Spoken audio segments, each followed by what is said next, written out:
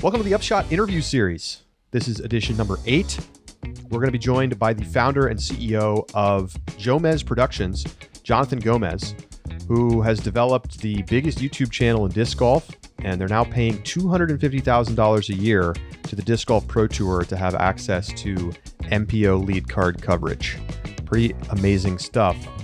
And, Josh, if you go back and you watch early Jomez rounds from, 2015, it was just, kind of the shots spliced together with some poor graphics. And to see where it's come to today is remarkable. So much credit, I think, to the branding and the marketing that they've been able to do, along with just the development, of course, of the coverage itself. It really is an amazing product that I think is the gold standard of what disc golf should look like. It's a great interview, and you're going to get to hear the answer to Jonathan's decision on the debate, can you spoil live sports? So make sure to listen to the entire thing. Yeah, and he talks a little bit about live versus post. Lots to discuss with Jonathan. He's very thoughtful, and it's a great chance to hear from him as they kind of enter a new phase as a company with now nearly 20 employees. Amazing. So, Jonathan Jomez joins us next here on the Upshot Interview Series. We'll be right back.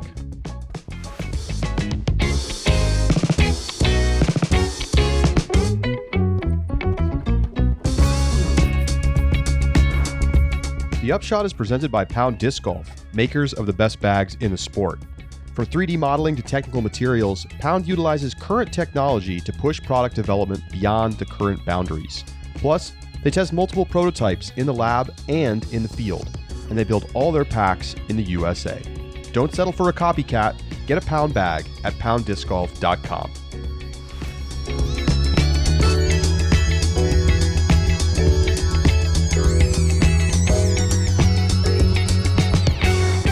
Joining us now on the Upshot Interview Series is Jonathan Jomez, who is the founder and CEO of JomezPro, the number one YouTube channel in disc golf. Jonathan, welcome back. Great to have you.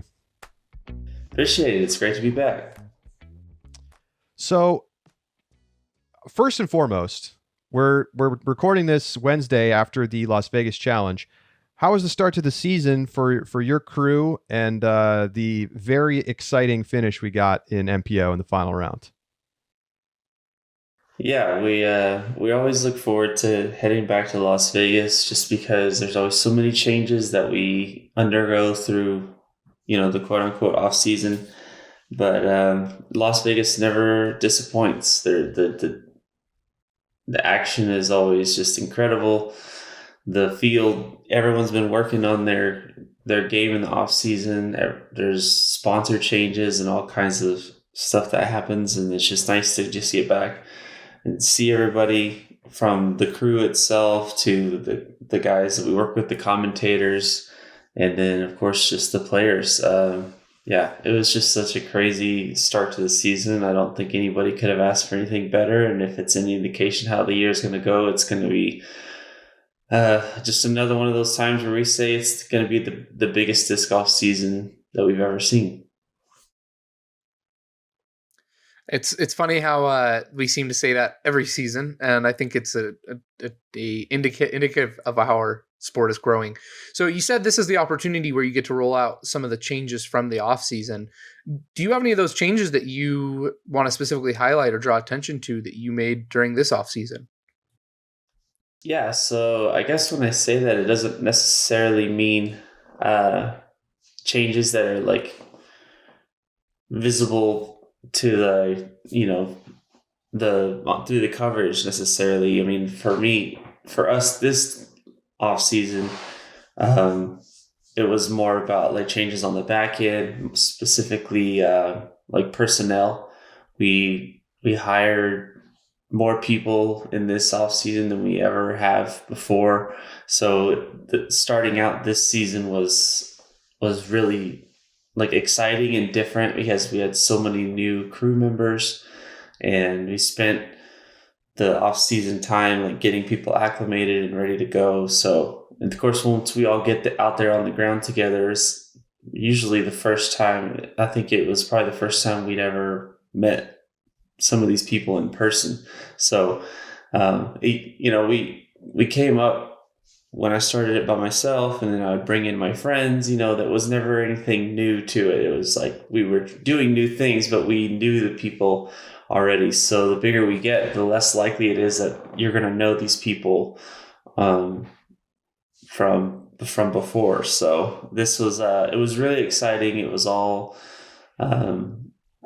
we were just very excited to get people in their new roles. And even if you're starting things out a certain way, once you finally get on the ground and get going, it doesn't necessarily mean it's going to continue that way. It's the fun thing about bringing in new people and having such a big team is sometimes being able to shift those roles, or sometimes defining those roles as you go. So that's how Las Vegas worked out for us, and it was really exciting. I'm glad that we finally got that one under our belt, and we can look forward to Waco and beyond. Can you take us through the trajectory of the growth of your team and of the company? Because it's not so long ago that it was just a handful of people, and when I talked to you last week, you mentioned that you're up to almost 20 employees at this point. So, what are these people's roles? How has the company grown since, let's say, 2018? Yeah, so since 2018, I want to say we were still, I think the photo that actually just popped up in my memories was from Las Vegas 2018, and it was myself, Jerry, Michael, who were like the original three. Then one came in, and I think we got a little crazy, and we brought my older brother Chris in to help with camera work so that Michael could spend more time editing. That was one of the first times I think that we had experimented with that workflow. So yeah, back to 2018. Appropriately, Las Vegas was a really big moment for us because of that, because we had tried. I think we had done, I want to say, MPO and FPO that year. So we were really pushing ourselves really hard to do 2 cards. I think we probably rolled out new graphics. So Las Vegas has always been that time where we can finally execute some ideas, some exciting things that we're trying to do, and kind of get out of our comfort zone, because we know that's the only way we're going to continue growing is to make sure that we don't get too comfortable, and that we try new things that aren't necessarily going to be easy at first, but hopefully, pay off in the long run with a better product that fans can appreciate. So when it comes to personnel this time, fast forward 4 years, that was 5 people and at this point now we have just that many people probably in merchandise alone, in fulfillment and things like that. So yeah, so we brought in new people for fulfillment. We brought in some new people for marketing, some new people for website development, social media. And then, of course, we beefed up our on-the-ground crew that helps out with production and logistics and things like that. We most people know, or at least some people that have been following us for a while, know that we started in 2017 when Jerry, myself, and Michael all quit our jobs and committed full time. We started, we bought an RV and we traveled in that because it made more sense to be able to just travel that way versus flying. And then we had done that all the way up through the end of last year. We had different RVs over the years, but that was always the base model for the way we were traveling and producing coverage, was to fit as many people as we could into an RV and save some money on travel, but also use that as a way to transport all of our gear and stuff like that, just because we had so much. So in November of last year, I sold the RV, and we decided that we were going to hire one person to transport all of our gear in a van, and everyone else was going to be able to travel a little bit more freely, just by flying. And yeah, so that was a big change for us, but we knew like for the longevity of the crew, it's a grind out there in an RV. Like, and most of the people that do it are players, and they're, with their significant others or something. And so for us, it was like, all right, like we love each other. We get along well, but I think if we want to be able to do this for a really long time, we need to have a little more flexibility, a little more freedom in the, like, being able to come and go as we needed and not stay out for 6 weeks at a time, 8 weeks at a time. Sometimes over the years, we've had some insanely long stretches. So that's where we decided, all right, we're going to have one person transport the gear, and everyone else is going to be able to come and go as needed.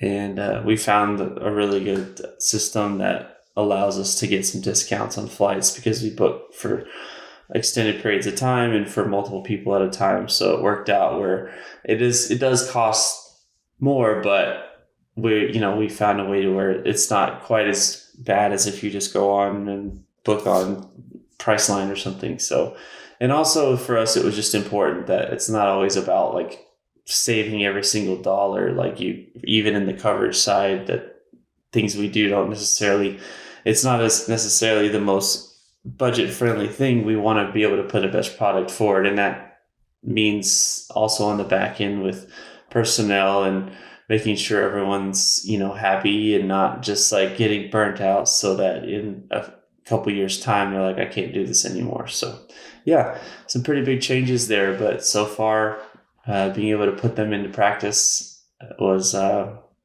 would consider very successful.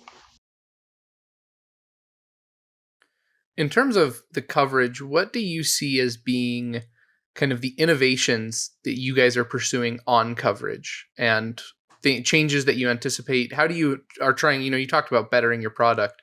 In what ways do you foresee post-produce continuing to get better and things that you guys want to implement? Yeah, so we continue to add more people on the ground, whether it be more angles of lead card itself, being able to have a roaming cameraman over on, I think it was round 2, watching Ricky Wysocki just tear it up so that we can, reference that in the coverage. We're continually working on a partnership with Gatekeeper, who is covering lead card, who also had a 2-year deal. So yeah, working with ideas like that to make a more complete product.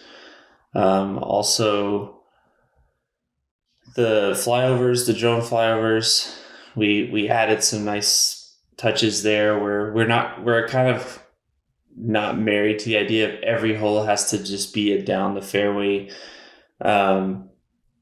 flight showing the way that the hole plays. We started doing more like over the head, like bird's eye view type flyovers, and adding in follow flight lines and adding in the highlighting OB areas and things like that. So that it's kind of like a more dynamic version of just like a course map that you would see on a T sign or in a caddy book. So we're kind of experimenting with different ways to show people the hole that we're about to play. And so, there's things like that. I think we've been pretty consistent now with showing people what players are throwing. People have been asking for that for a very long time, but we just didn't have the manpower to put that in every single time somebody was throwing a drive. But now we're getting to like where we're able to be more consistent with that.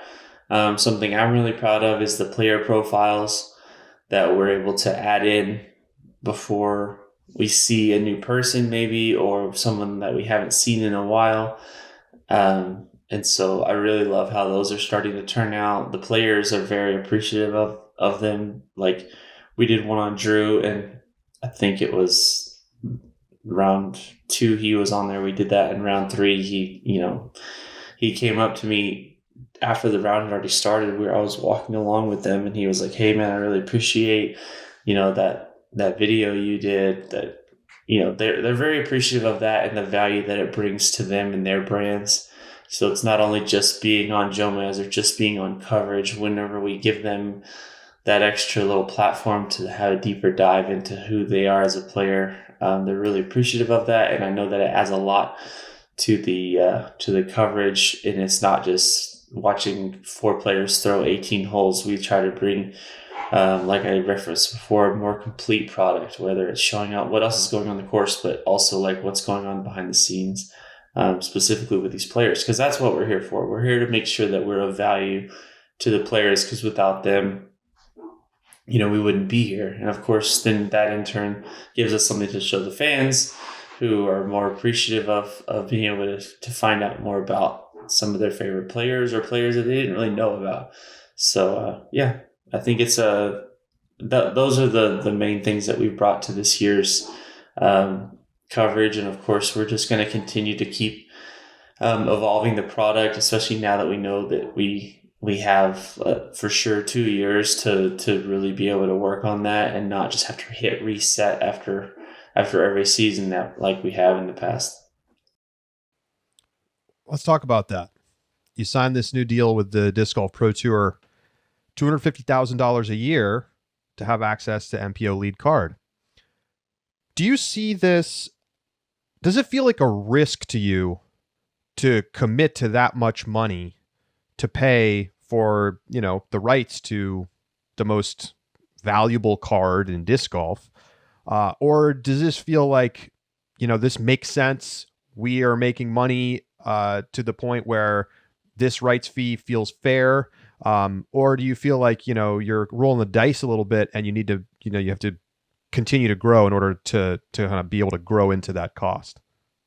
Yeah, I mean, there's certainly risk involved. I mean, we know that we have built this company to a point and from a business standpoint where we know where we can generate revenues. And the good thing is that the longer we do this, the more that increases. Obviously, our expenses go up too, but still, like, we know that we're in a position where we're able to come to that number with, many discussions with the Pro Tour, with Jeff Spring, and just say, like, look, this is what we can afford. We feel like this is of value to you that you can use however you see fit.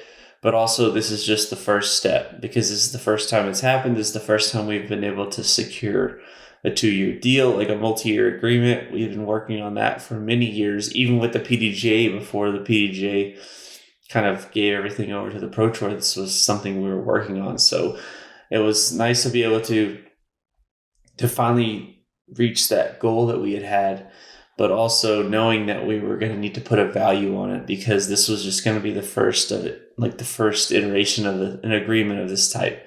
So yeah, it took a lot for us to be able to commit to that kind of money. But we wanted to start somewhere. We wanted it to be significant enough that the Pro Tour would be able to use that, whether it's, increasing the prize pools and things like that, or just increasing their, the tour itself, in ways that they, can use those resources. But we also wanted for it to be something that, if it was going to be public knowledge, we wanted it to come off as like our commitment to the sport, because it was a significant investment. But we wanted to show them that, like, yeah, that's a lot of money, and we're going to work our tails off to make sure that we can cover that and hold up our end of the agreement. But also, like, we're here. Like, we're not really just showing up for next to nothing or paying or whatever. Like, usually it would probably have been done in trade, in advertising trade and things like that, and that worked out. But now, it got to the point where the Pro Tour said, hey, we really do feel like, well, we do value, like, your partnership. We feel like the rights are worth more than whatever ads that you're giving in trade. And so we said, okay, you're probably right, because there's a lot that can be done with this, with the rights to this footage. So let's do it. Like, I'm not, we didn't really fight them on that when they said that, even though it meant us having to pay. We weren't like, no, you're wrong. Like, because we probably could have gone deeper into that and said, well, the ads are worth this, and we could have come up with a even trade way of making that work. But the fact was, like, let's do it. Like, let's start somewhere, because we have no idea what's going to happen at the end of this agreement. Who all is going to be a player in the game? Is it still going to be us? Like, is it going to be a bigger network that comes in? It does, we don't really know. And while it can be scary, I'm really not worried about it, because I know that we're going to be involved in disc golf in some way.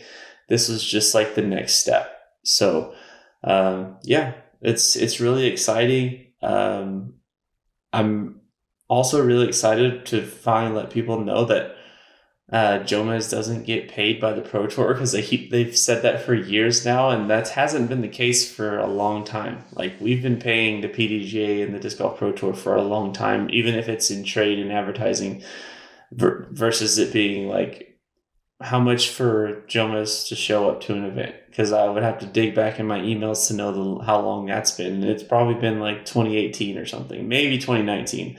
But I think since then, we haven't been getting paid to come to events for a long time. Kind of want to put that to rest, because people get it twisted, and they like to throw all kinds of. They act like they know the situation, and it's understandable that they would want to guess at that or whatever. But it's like, sometimes they're like, I can't believe they're making a killing out there getting paid. That's not the case. Well, some people still think you should be getting paid. I've seen some comments like, someone shouldn't have to pay. They should get paid.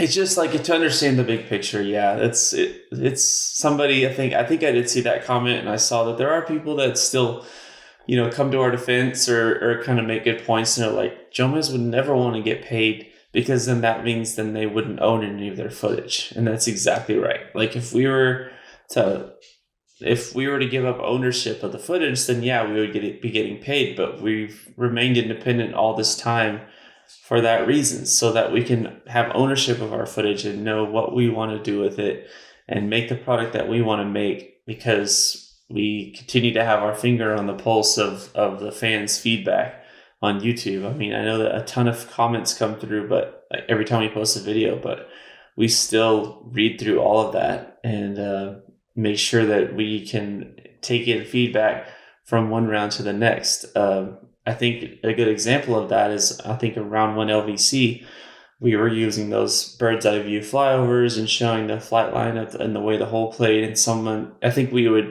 when we'd come in, we were immediately highlighting the out of bounds or hazard areas.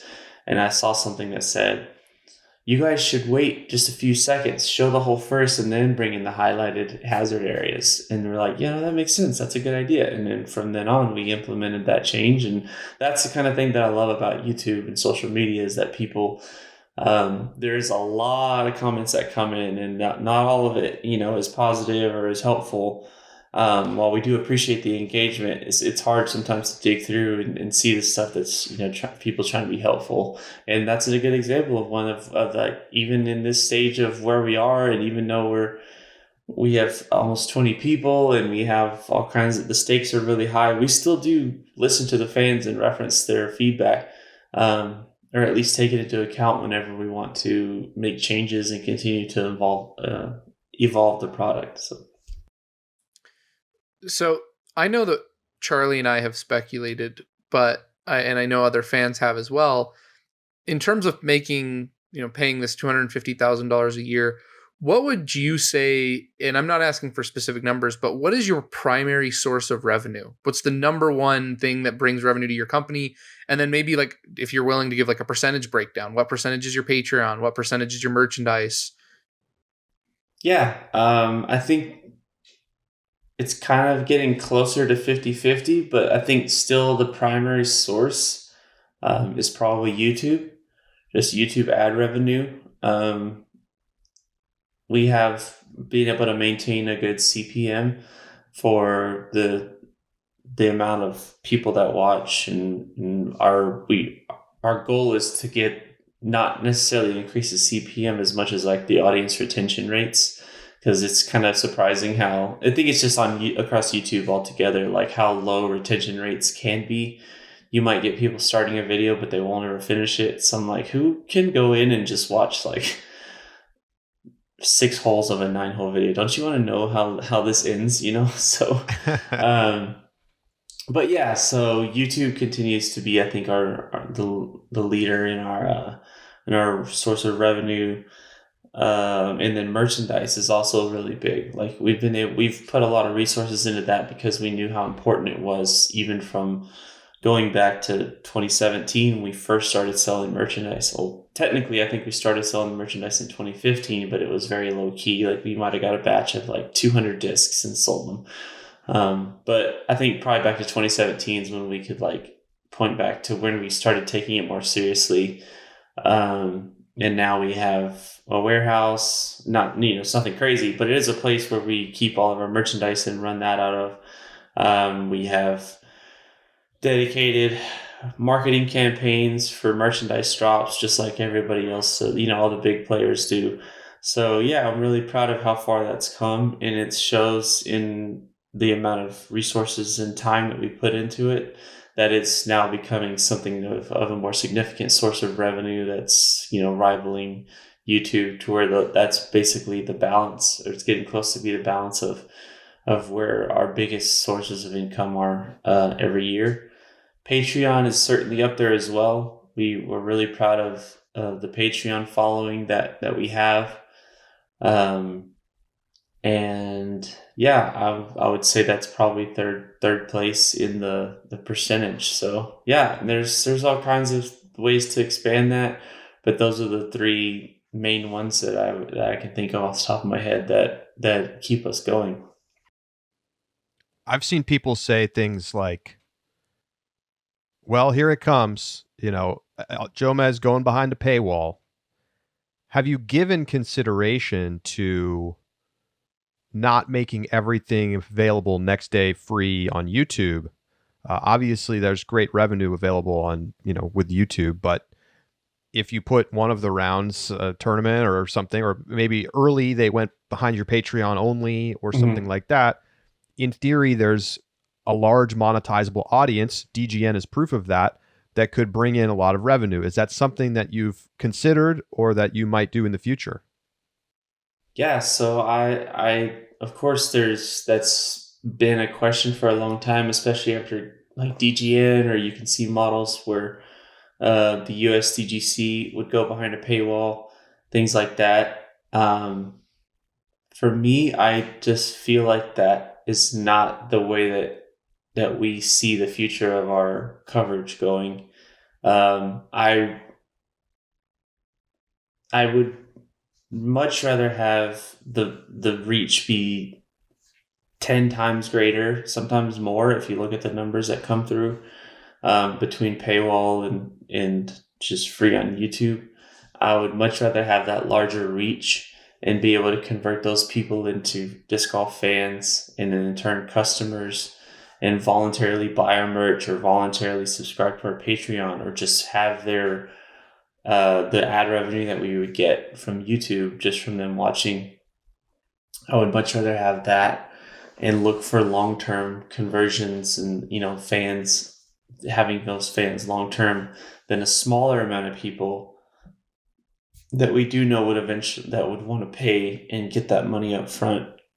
I've avoided that for a long time, that line of thinking of getting as much money up front as you can, because that's the most important thing, where the opposite end of that is continuing to give our content out there and put that out there for free, and then having people come back voluntarily over time and buy from us or be subscribers to our Patreon. So as far as coverage is concerned, the next day coverage that we produce, I anticipate no, version of that where that goes into behind a paywall first. I know that people say that, oh, they're paying all this money, now they have to like get, generate the money to pay for it. The truth is, like, the way the business model is now gave us the confidence to be able to make a deal like that. So there's no reason for it. There's no upcoming change for us to cover that. It's more like where we are now and where the fans in the sport has helped us get to at this point is able to, the current business model. I think that would be bad business for us to make a deal that we couldn't pay for. So the truth is, like, the way it already is, we're comfortable with the amount of revenue that we can bring in to cover, to pay for deals like that. So yeah, I don't, while we do use Patreon for like early releases on things like putting game or other original content or just some bonus stuff, like we don't, I do not anticipate ever putting our next day coverage behind a paywall, because that's what got us to this point.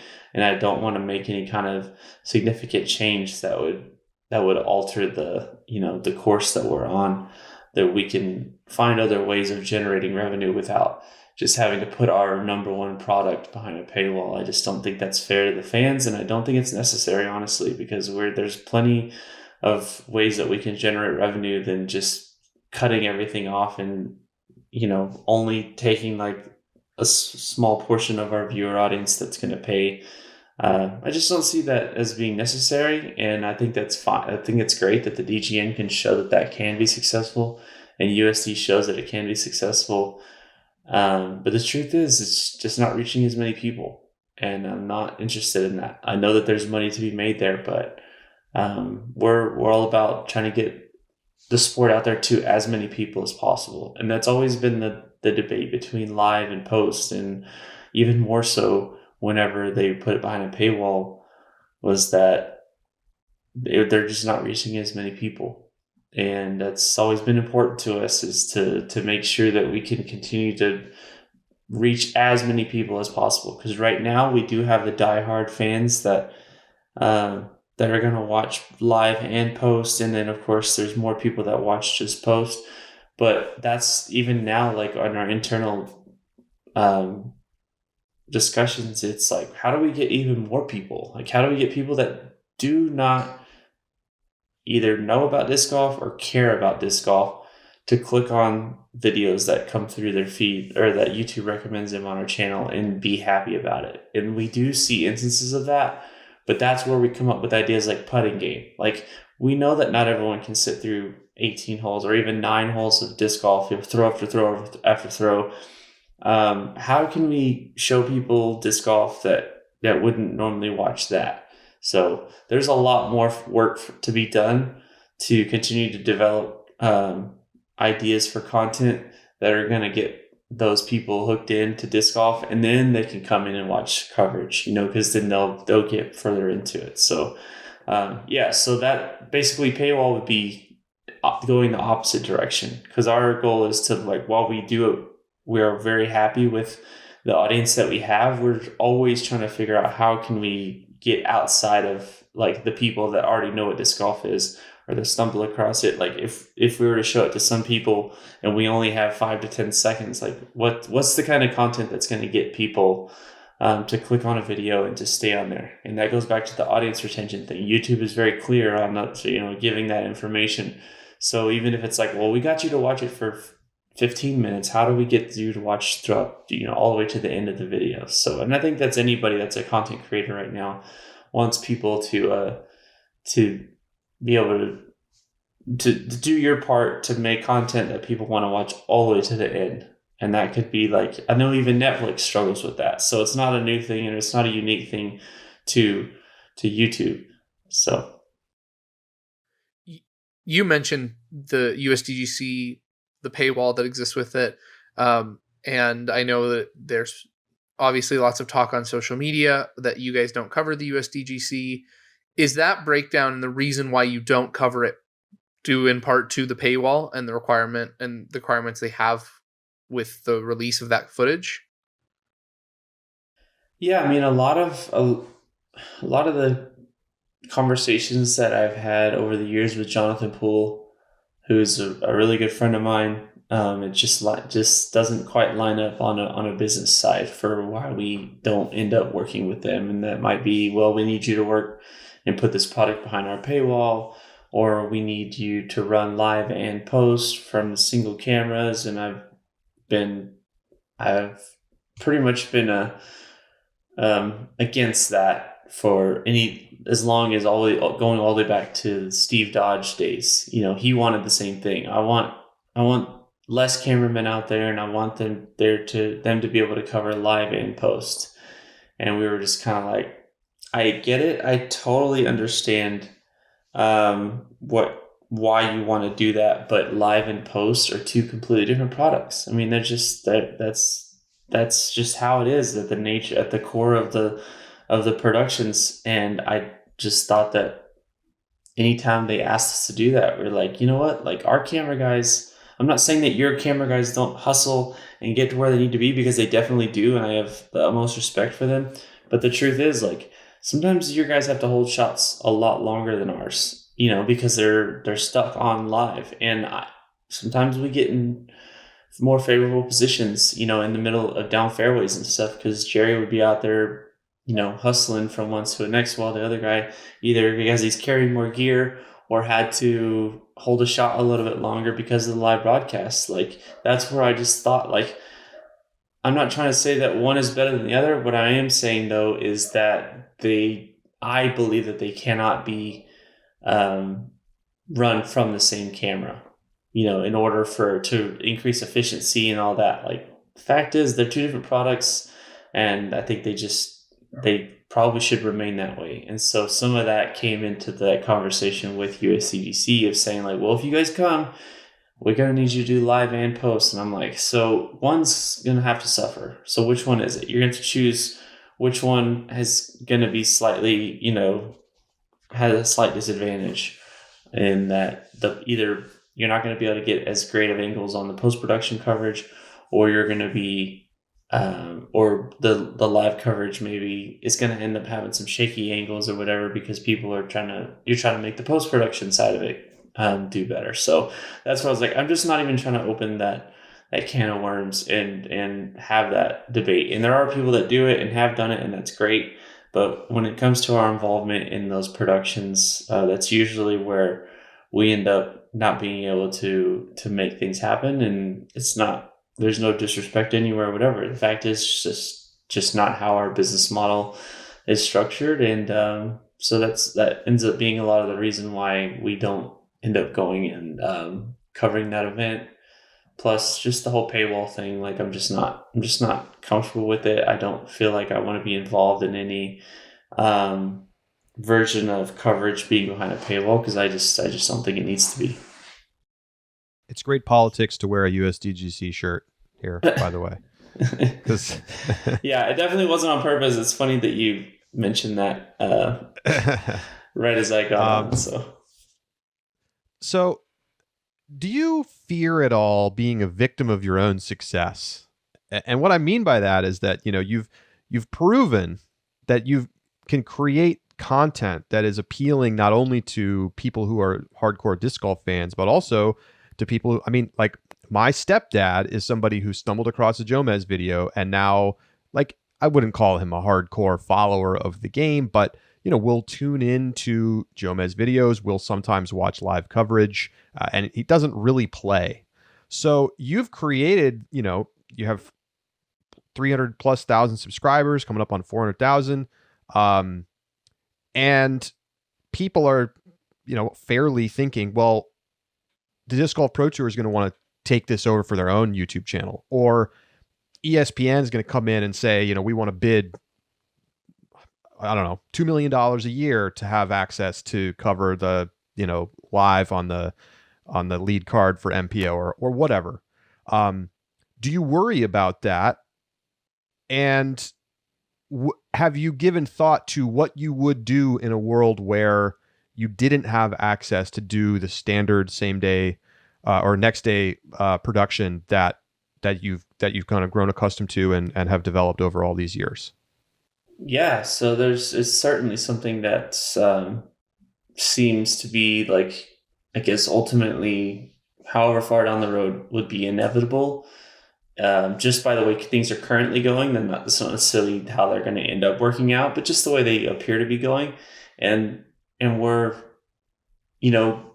using this time that we have to do the best work that we can, so that we either say, like, hey, like, we're going to renew this contract because of where we've positioned ourselves in the sport, and continue to provide the next day coverage, post-production independently as JomezPro, or we find another way to be involved in disc golf media, because we definitely are going to be, but the fact is we don't know what that looks like. And that's some of the reason why we do create these original content series like Putting Game. We had a great response from that. We filmed that all of last year, and no one knew that we were releasing it, but we were able to roll it out in the off season where it had the best chance of getting, views and not have to compete with coverage and other things like that. So that's just like the tip of the iceberg when it comes to like the kinds of content ideas that we want to have that don't necessarily have to take place on a disc golf course during the middle of a competitive round. We really do enjoy trying to spread our wings and get out of our comfort zone where we know that coverage is going to get the most views. While it is very difficult, to produce, it is the easiest to produce because we know exactly what the formula is. But then we kind of step out of our comfort zone a little bit and do Putting Game, where we basically have to develop an entirely new show. We have to make up new rules. We have to look for unique venues from one episode to the next. We developed, we partnered up with the Paul Macbeth Foundation. So that's a whole nother side of content that we can start to produce where it shows what the foundation is doing. It usually involves going outside of the country. But it shows like how the game is growing beyond just the way we know it. And so we're really happy to be involved there. We do little one-off things with people that are well-known outside of disc golf. So we did like the Corey Wong video, who is a band member of Wolfpack, and he also has his own band on tour right now. So people really loved that. We got a lot of compliments on that being, as far as editing goes, like the most, like the best thing that JomezPro has ever like released editing wise. And that was just like, wow, that's insane, because we thought they loved coverage, but they really loved the going back and forth from the course to the studio and getting more, getting onto some deeper topics besides just like, hey, how does this disc fly? Like there's just like, we were able to give fans a lot more. And I have to give a special shout out to Josh, our editor, because he like took that on and we were like, what is this product? Like we had it filmed and Ryan Vanderberg put it all together. Joey Tamale helped out tremendously with that as well, with that connection with Corey. And we were just like, well, we filmed it and we had fun out on the course and we had fun in the studio, but what does this look like? Like it was like 3 hours long. We were like, what are we supposed to do with this so that people can come in and watch it and not feel like they have to commit like 2 hours to it, even if we were to edit it down, or an hour and a half. So Josh took that on and said, hey, I want to do this. He's typically just been editing our coverage. And so this was a whole different type of product, and he killed it. And we got the most compliments as far as like the editing of something that we had released, I think on that one project, than we had on anything else. And it was a little stressful, I'm sure, for him, but for me too, like kind of overseeing some of this content, just being like, how are we going to make this into something that like looks like Jomez would produce? Because it was just so open-ended when we filmed it. And we don't typically go into things like that, like where we don't have a shot list and we don't know exactly what it's going to look like. But this was just a bunch of disc golfers having fun with a guy that they had just met, and then they just kind of went and played some music, and they went and filmed around a disc golf, and it worked out so well. But we were like, okay, that was fun, and we have a lot of great stuff, but how do we get this down into like less than an hour even? Like, right. So things like that, just to get back to my point of getting out of our comfort zone, like knowing that we have some really good opportunities, but aren't necessarily like on brand with things that we would produce, but we want to kind of go and explore more original content ideas. And so we've got a ton of ideas that are out there that we have coming from fans, and that we have, bookmarked from the crew, that we are just now more, we want to focus more on being able to execute more original ideas. Because going back to my statement about wanting to be able to expand our audience beyond what it is, beyond just the people that want to watch coverage. Like, we're certainly going to continue to do that.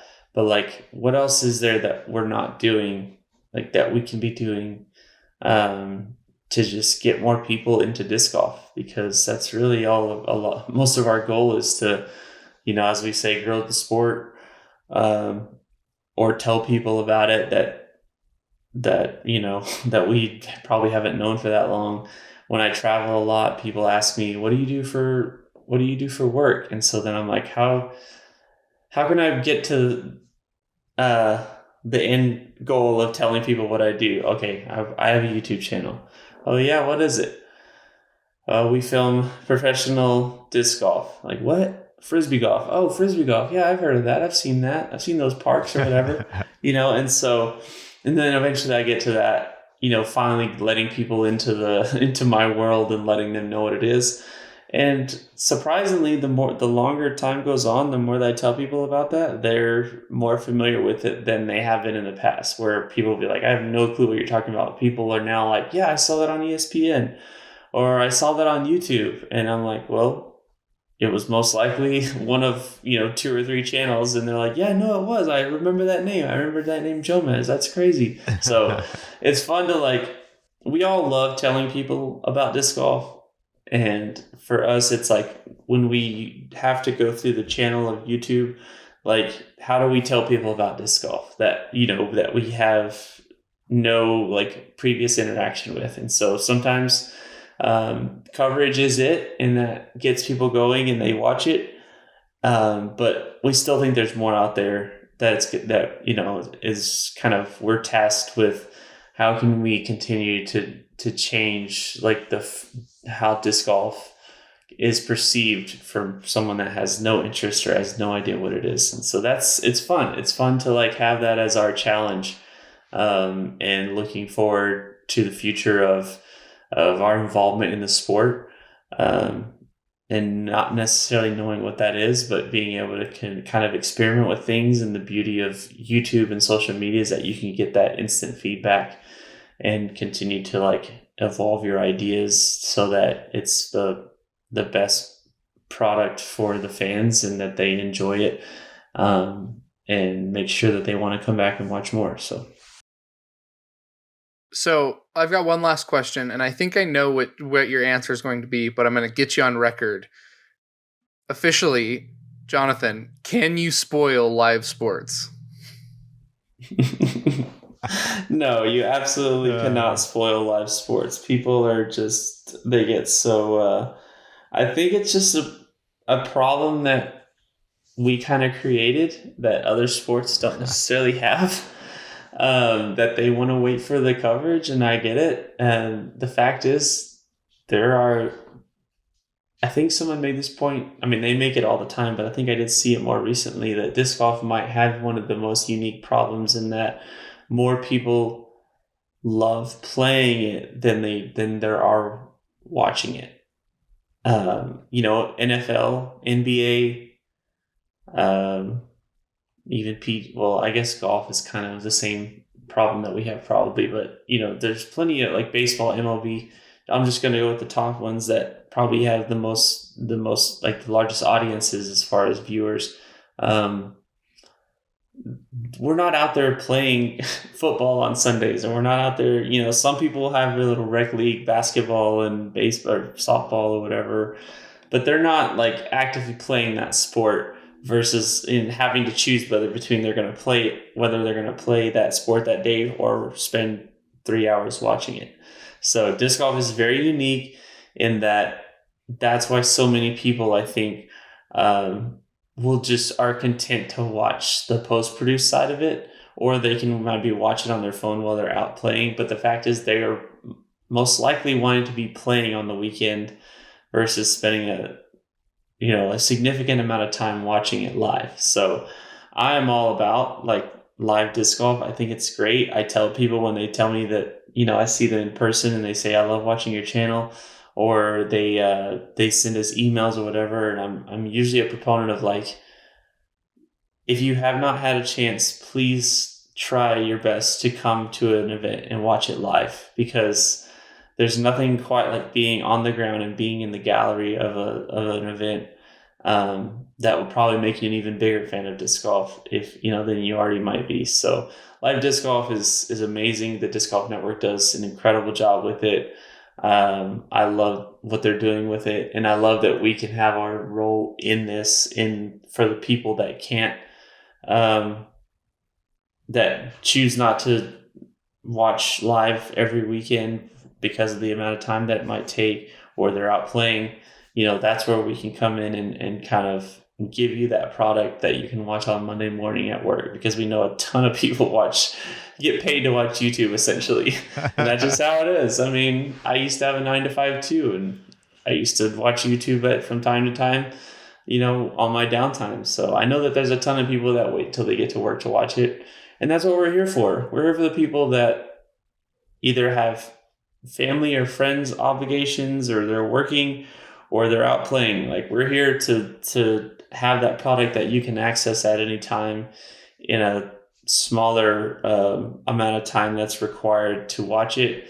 While we also bring in the commentary that people love, the scoring that we have, the even the player profile pieces, things like that. Just the whole thing, like the whole product that we have is for even the people that already did watch live and want to go back and watch it the way that we do it. I'm the same way. I have that one of those unique perspectives in that I love the NFL. I watch a ton of NFL when it's football season, and I will watch the live games, and I'll be the guy that will still go back and watch like the mic'd up version, or I think they used to call it NFL Replay. I don't even really think that's a product anymore. I think they have other ways of Game Pass now. Yeah, stuff like that. Like, I'll still watch multiple versions of a game, because that's how big of a fan I am. So I know that what it's like to be that way for disc golf.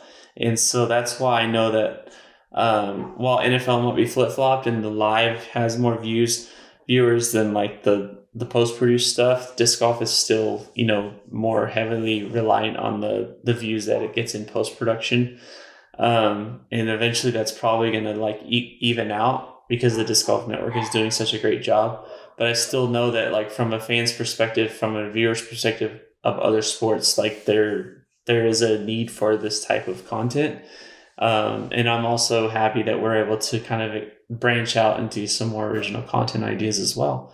Because, if you think about it, there's so many more people out there that don't know what disc golf is, and we're probably not going to get them in by watching a round of coverage. We can introduce them to players and the idea of disc golf, or watching a frisbee fly, that's, outside of that medium or that setting of a competitive round of disc golf. So that's something like I just kind of go back to, that we want more people to find out about disc golf, and we like experimenting with different ways to make that happen.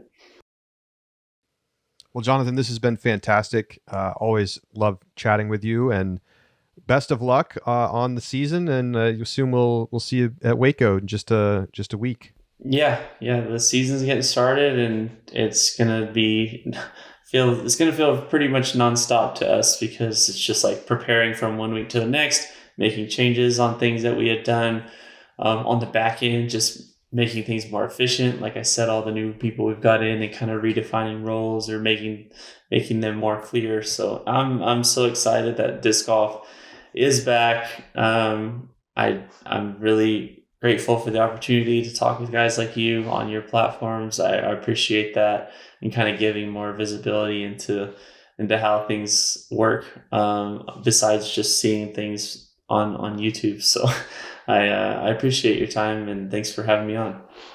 Of course. And I'm sure it's got to be a joy for you to be able to fly a little bit more this year and not have to grind it out in the RV. Yeah, I am very appreciative of the experience that I had, and I'm sure the other guys would say the same. But it's nice to not have to have the liability of driving 4 or 5 guys around in a very large, 40-foot, 10-ton vehicle. Very, very grateful for the fact that we never got into any serious accidents or altercations in that thing, because the fact that anybody can get can drive one of those things with just a regular Class C license in the United States is it's just, it doesn't make sense to me, because it's a huge undertaking. Yeah, it's a huge undertaking, and they just let anybody drive those things. I'm like, all right, well, we got into it too. They're like, don't you have to have a commercial license? Like, nope. You just, as long as you have a driver's license, you can get behind the wheel of a 10-ton house on wheels. So RV industry lobbying super hard to make sure that's a thing, I'm sure. Yeah, like I said, I'm really grateful for where we've been and where we are now. I can appreciate all those experiences, but yeah, I'm certainly glad to be able to just have myself and the rest of our full-time touring crew be able to just have the pleasure of just being able to fly and travel more freely and not kind of be stuck with the RV like we would be in between events, or making sure to be able to get it back and forth from I think the longest we ever did was probably Delaware and back, straight shot, as opposed to just like kind of making a tour out of it. I think one time we had to go to Delaware and back because we had just gotten the last RV that we bought. We had just gotten it and we had picked up in Dallas, and we had to go straight to Delaware. And it was just like, it was such a grind, but we got really good at it. Like there was three drivers, I think, usually, and we would just drive around the clock. Like we could make the trips in however long it took to do that, because we only had to stop for gas. And when we were stopped for gas, we'd grab food or whatever and just keep going, because we would just sleep when we weren't driving. And so we figured out that 3 people was like the most efficient way that you could drive like cross country, because then you could sleep, for 2 shifts worth, and not just be like totally dead. So it was fun. We learned a lot. I actually probably at times do miss like being out on the open road and just kind of traveling on your own schedule. Flying is fine, but it's still not my favorite thing. Driving is fun because you can kind of be on your own schedule, stop whenever you want. We played a ton of great disc golf courses around the country because we were just like filling in the dead time with whatever we wanted to do. So there is some trade-offs like to being able to just have that freedom, but at the same time there is freedom in kind of ditching the RV and being able to come and go back home as needed. So yeah, there's pros and cons to it. We've learned a lot. I'm glad that we have been able to experience both sides of it. Last question: what's your favorite disc golf course? I don't think I'm ever going to change my answer. People ask me that all the time, and I think I'm always going to say Konopište Castle Park in the Czech Republic. It's not even a course when the event's not happening. I only got to go there one time, but maybe because of that fact, I have like this fond memory of all the different things that I got to experience while I was there. Thanks to UC Maresma back in the Disc Golf World Tour days. And hopefully I get to return there someday. I think they still hold that tournament, so I'm pretty sure there's an opportunity that I would still get to see it again. There's not many courses, I think, at all that I could think of. If this might be the only one that's like adjacent to a castle, like from the 1600s. It's like that's a pretty unique piece of property, and I just have great memories of just the World Tour days. Like that was one of our biggest like opportunities that we got, next to Steve Dodge wanting us out on the Disc Golf Pro Tour. So between Dodge and UC Maresma giving us those opportunities back in 2016, 2017. I'm very fond of those days, because we wouldn't be here without those opportunities and without them doing what they were doing to bring the sport to where it is today. So that's probably why I have that answer, because it's like an opportunity that I don't get every year. And while there are amazing courses in the United States, that's just going to be probably always going to be my answer until something else comes along. Or, I haven't visited Yarva, so I know that that's still like on the chopping block, but also maybe not. So one day I'll visit that, and maybe that'll be my new favorite. But for the meantime, it's out there in the Czech Republic. That was such a great experience. Awesome. Founder and CEO of JomezPro with us here, Jonathan Jomez. Thank you so much. Thank you, guys.